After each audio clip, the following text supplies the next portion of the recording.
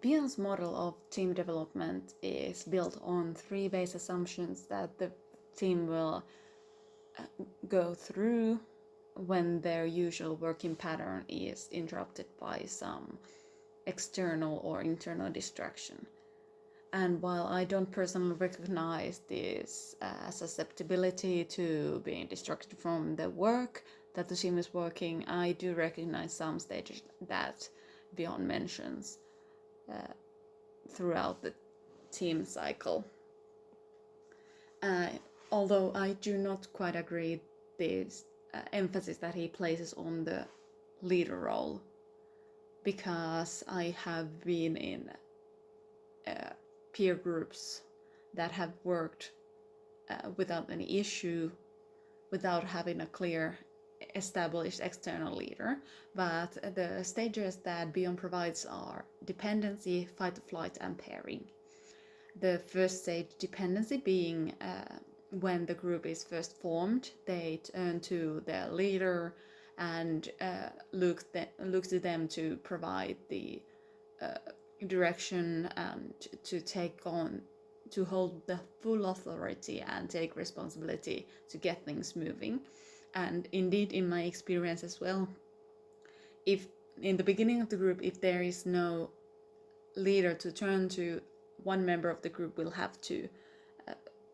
step in to take this role and get things started. And then the next stage the group encounters is the fight or flight, which is when some perceived threat, either external or internal, is introduced into the group's work, and they get into a state of conflict, and during this conflict they might start to question the leader's role or the general pecking order. And to get through this stage, the group needs to have an open discussion to establish their roles and their respective responsibilities. And then comes the stage which I don't think I agree, or at least fully understand, because the third assumption that Beyond gives is pairing. And according to him, this is when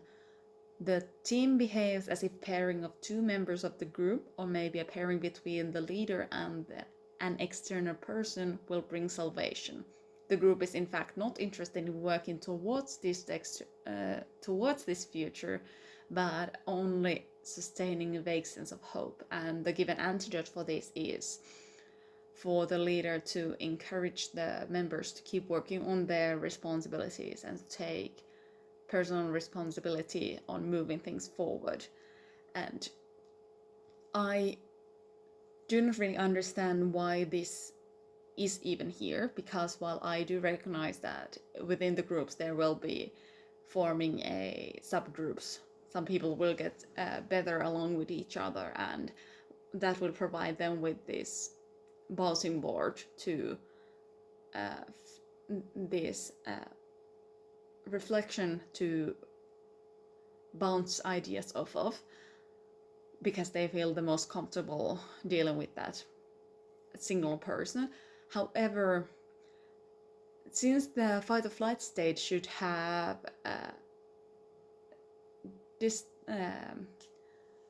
lowered the requirement for a leader by establishing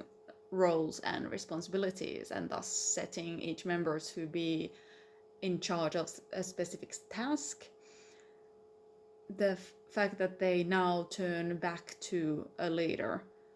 feels foreign to me based on my personal experiences.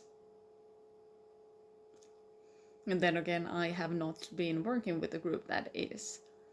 this easily preoccupied by external factors, at least not majorly.